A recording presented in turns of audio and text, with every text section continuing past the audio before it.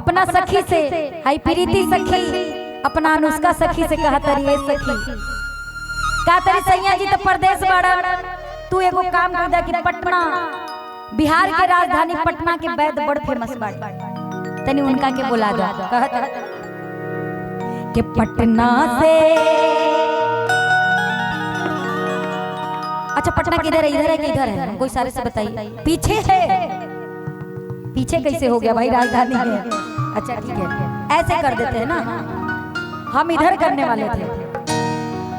कि पटना से पैदा बुलाईदा हो नजरा गई निगुइया हो नजरा गई निगुइया नजरा गई निगुइया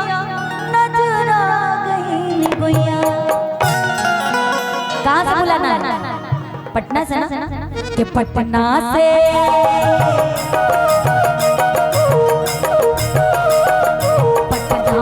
पैदा बुलाईदा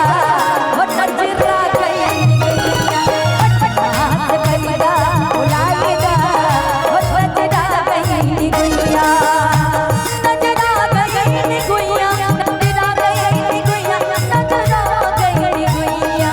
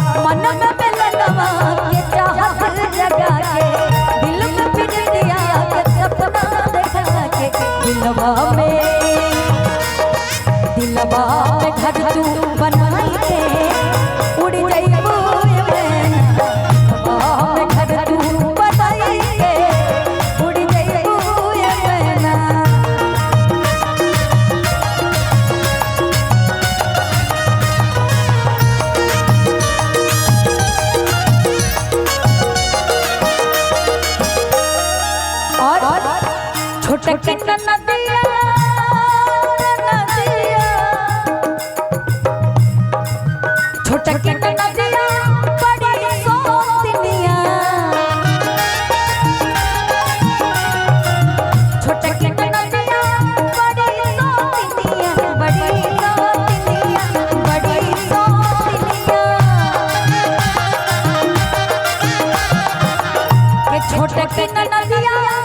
और बड़ी सोतिनिया काहे खातिर नन्नों के गबना